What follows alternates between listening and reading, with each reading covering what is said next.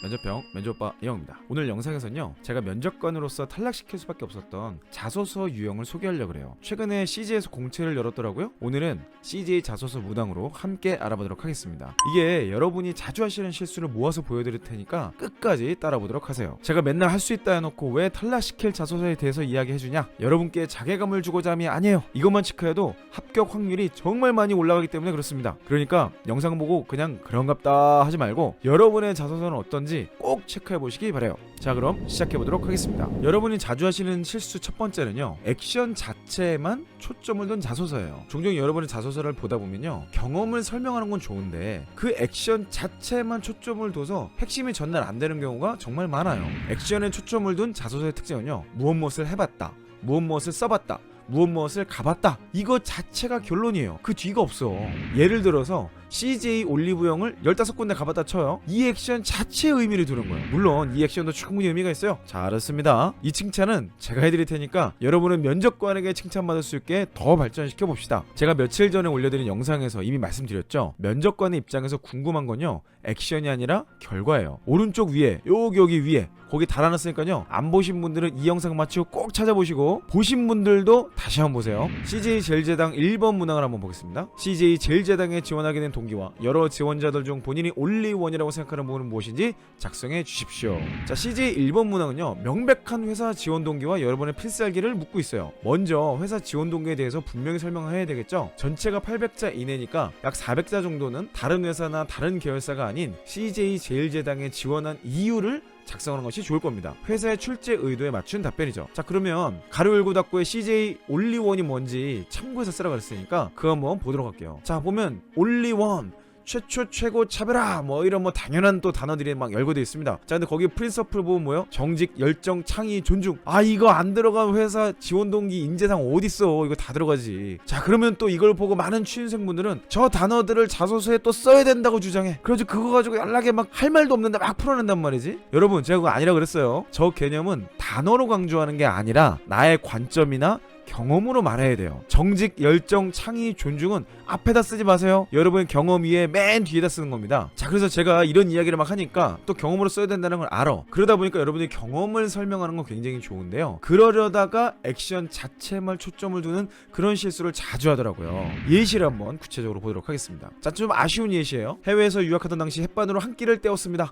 당시 유학생으로서 밥을 해먹기 힘든 상황이었는데 항상 제 힘든 유학 시절에 큰 힘이 되었습니다. 이를 계기로 CJ 블러썸 공장 체험을 신청하였습니다. 이 체험을 통해 CJ 제일제당이 고객을 위해 얼마나 고난이도 기술을 연구하고 노력하는지에 대해 알게 되었습니다. 제일제당의 영업사원으로서 입사하게 된다면 많은 해외 고객에 제가 느꼈던 햇반에 힘을 나눌 수 있는 신입사원이 되겠습니다. 이걸 또 보고서 또 누구는 어이 괜찮은데? 잘 썼는데? 난 저런 경험도 어떡하지? 이런 생각하시는 거 아니에요? 자, 이렇게 무엇을 써봤다, 사용해봤다, 경험해봤다에만 초점을 두고 작성하면은 뭔가 좀 아쉬워요. 물론 CJ 제일제당 입장에서 충실한 고객이 되어줬더니 고마운 부분은 있어. 그런데 지금은요, 함께 일하고 하자는 직원을 뽑는 자리거든요. 그러다 보니까 이거를 그냥 고객으로서 써봤다는 것 자체는 의미가 없어요. 이거는 그냥 계기 정도밖에 안 되는 거죠. 이거를 잘된 예시로 한번 바꿔볼까요? 해외에서 유학하던 당시 요리를 할 수 없을 때 항상 햇반으로 끼니를 때웠습니다. 먹을 때마다 제품을 보며 고객의 니즈를 정확히 파악한 제품이라 생각했습니다. 이를 계기로 한국에 돌아왔을 때 CJ 블러썸 공장 체험을 신청하여 참여했습니다. 이 경험을 통해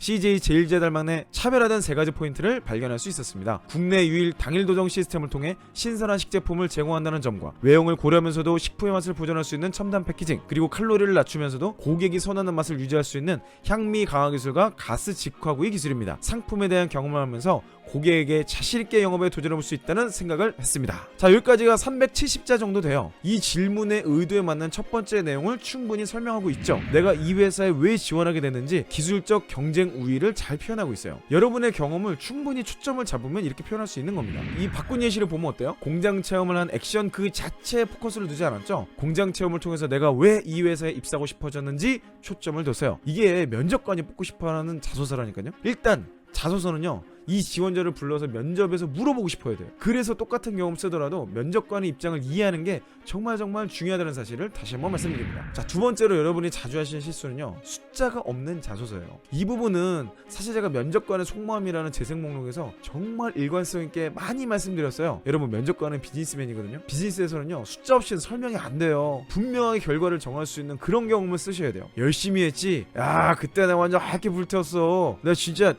열심히 다 했거든. 내 인생에 다시 그런 때는 없을 거야. 뭐 이렇게 설명하면요, 추상적으로는 설명이 되지만 구체적이고 객관적이진 않아요. 나에게 의미 있는 경험일지 몰라도 면접관에겐 의미 전달이 안 되는 경험이죠. 자, 이건 예시를 보여드리기 전에 제가 한 가지 먼저 짚고 넘어갈 게 있어요. 숫자가 진짜 없는 경험은 어떻게 하죠? 이런 분들이 있을 것 같아요. 이 바로 앞전 영상에서 성공 경험을 어떻게 측정할 수 있는지, 그걸 어떻게 표현하면 될지에 대해서 예시와 함께 설명드렸으니까요, 이 영상 다 보시고 가셔서 꼭 참고해보세요. 자, 그럼 예시를 한번 볼까요? 두 번째 질문입니다. 본인이 지원한 직무 수행 시 필요하다 생각하는 역량을 중심으로 직무를 정의해보고 해당 직무를 본인이 잘 수행할 수 있다고 판단하는 근거를 기술해 주십시오. 본인의 강점, 가치관, 관련 경험의 근거. 자, 해당 문항은 뭐예요? 명백하게 필살기 묻고 있는 거죠. 내가 직무를 잘 수행할 수 있는 이유를 작성하면 돼요. 면접왕 이용 채널을 띄엄띄엄 보지 않았다면 이 문항이 제일 자신 있을 거예요. 그죠? 필살기를 잘 모르시는 분들은 위에 영상에 상세하게 설명드렸을 테니까요, 꼭 한번 참고해보세요. 자, 이 문항을 제시할 때, 즉 내 필살기 문항, 내 강점 경험을 제시할 때 자주 하는 실수를 예시로 들어볼게요. 중화요리 전문점에서 아르바이트를 하며 고객 만족을 위해 발로 뛰며 일했습니다. 고객의 소리를 듣고 주기적으로 컴플레인이 있었던 문제를 해결하고자 노력했습니다. 주기적인 컴플레인을 해결하기 위해 밤낮으로 고객과의 접점을 만들었습니다. 지속적인 노력과 열정을 다한 결과 고객의 지속적인 컴플레인을 해결할 수 있었습니다. 자, 이 예시를 봤을 때 어떠셨나요? 제가 면접관 입장으로 봤을 때는요, 좀 많이 아쉬웠어. 수치화시킬 수 있는 부분이 엄청 지금 많은 것 같거든요. 근데 이거를 제대로 설명을 안 하다 보니까 좀 아쉬운 거야. 이야기를 뭔가 해주다 만 느낌이 들어요. 자, 그럼 이 경험을 면접관의 눈길이 가도록 어떻게 수치화로 변경할 수 있을지 한번 알아볼게요. 저는 중화요리 전문점에서 아르바이트를 하며 맵기 조절이라는 고객의 불만족을 해결해야 했습니다. 이를 위해 3주간 300명의 고객 인터뷰를 진행하며 일 최대 매출 300만 원을 달성한 경험이 있습니다. 자, 지금 엄청 짧아졌죠? 짧아졌지만 수치가 들어가니까 벌써 어때요? 임팩이 다르죠? 내가 숫자로 설명하려고 할 때 숫자가 나와요. 숫자가 나와야 경험이 엣지가 생깁니다. 자, 근데 또 이렇게 얘기하면 또 매출 300만 원 경험 있으면 내가 이미 썼지 뭐 이렇게 생각하시는 분이 있겠죠? 지금 그렇게 생각하고 있지? 내가 다 알아.